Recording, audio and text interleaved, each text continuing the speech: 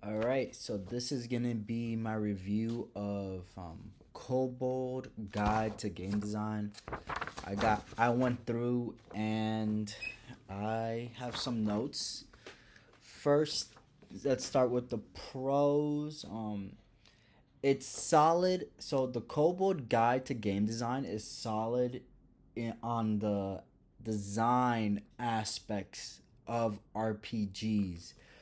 But for me, it fails to go deeper into rules, mechanics, and systems.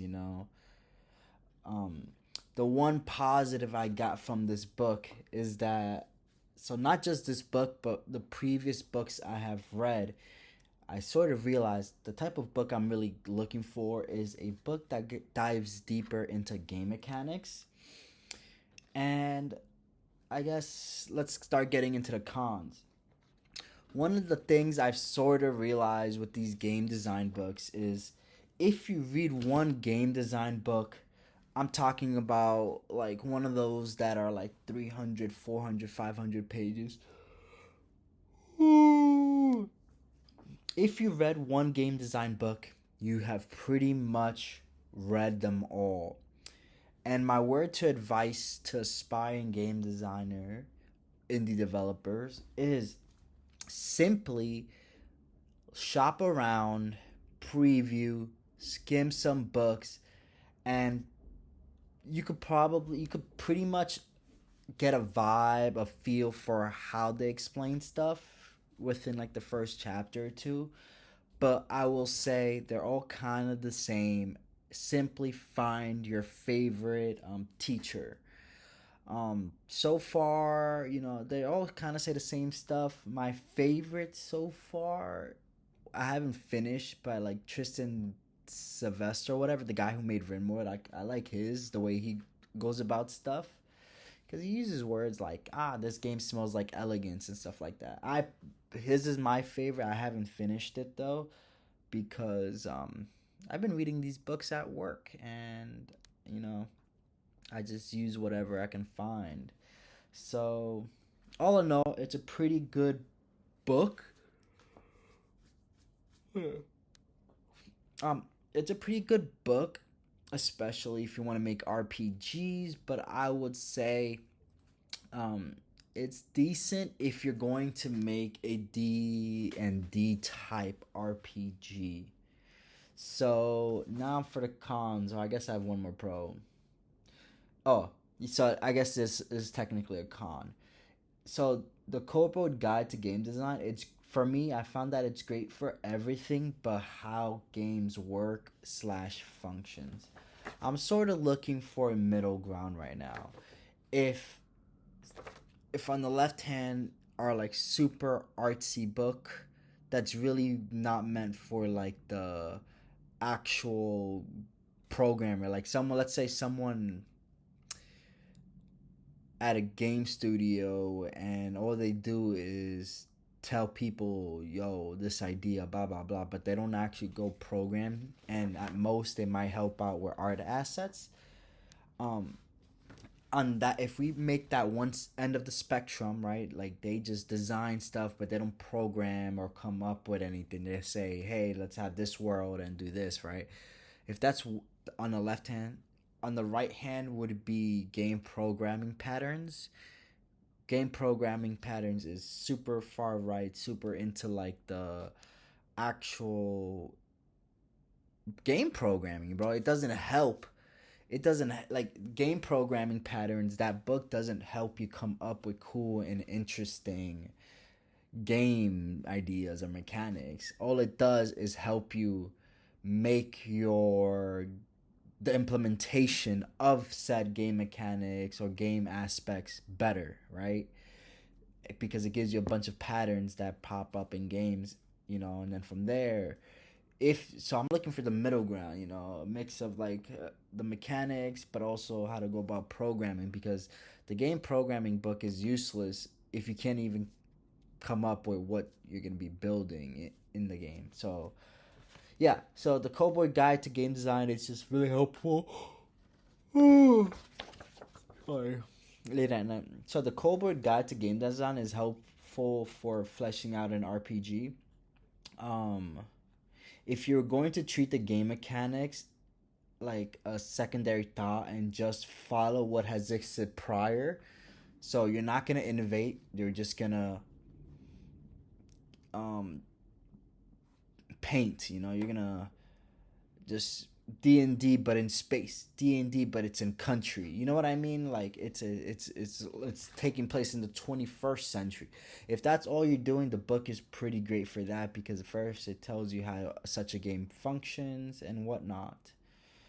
But if you're actually trying to make something cool and interesting, not too good for that. Like, oh, I made another note. I said, like, so I make beats too, right? In the producer community, there are type beats. If you listen to one type beat, you pretty much get a feel for what the next type beats.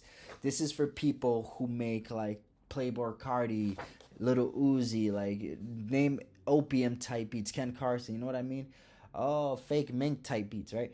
This is for people who are the type beat people. They don't actually have like a producer identity. It's the same thing with games. D&D type game, roguelike type game creator, you know what I mean? And it's kind of like regurgitated crap, no offense. I know people like to throw in slop. I would also say slop. I would call it slop. Why? Because AI doesn't innovate, it repeats patterns. And the reason we call it slop is because we're getting so much, we are noticing with clarity these patterns with no deviations. So that is why slop is being thrown out. People are becoming more sensitive to these patterns with a new flesh suit, with with new assets, a new coat of paint, but it's the same car, it's the same engine. It's like, you know, it's like when people do like Alibaba, AliExpress, I forgot what it's called, but it's a product that it exists and you slap your logo on it. You know what I mean? This book helps with that though. Like it helps you take this, if we're using the analogy of an AliExpress product, it helps you take that product and slap your logo on it.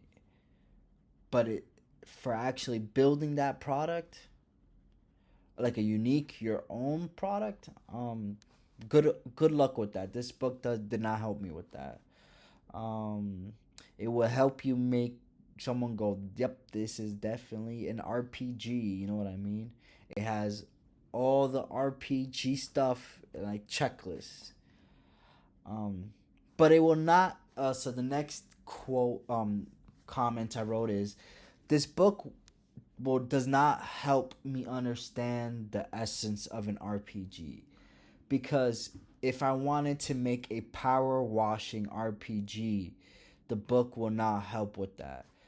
And no, an RPG is simply not just having an XP thing. You know what I mean? All games take these aspects from RPGs. I know an RPG is a role playing game or whatnot, but the book won't help me make power washing simulator or dishwashing. No, not simulator. I said simulator. Dishwashing RPG or foam rolling RPG. You know what I mean? And guess what? If you're a good designer, you can make the most mundane thing interesting. Actually, you don't even have to be the most amazing designer in the world. Children do that. Make something out of nothing. Yeah. So the pages I found helpful was the basic combat system. If you want to check it out, it was page 49 through 58. The next thing I found helpful was creating spaces for play. It was 60 to 62. So out of 244 pages, which this book consists of, I found like 11 pages worth of actual useful information. So take that as you will. That is my review. I give it a 5 out of 10, man. That's what I'm giving this book, a 5 out of 10. So the complete guide to game design, the complete Kobold guide to game design gets a 5 out of 10 from me. Just because out of the 244 pages I read, I found 11 useful pages. It really feels like I was sifting for gold. All right, bye.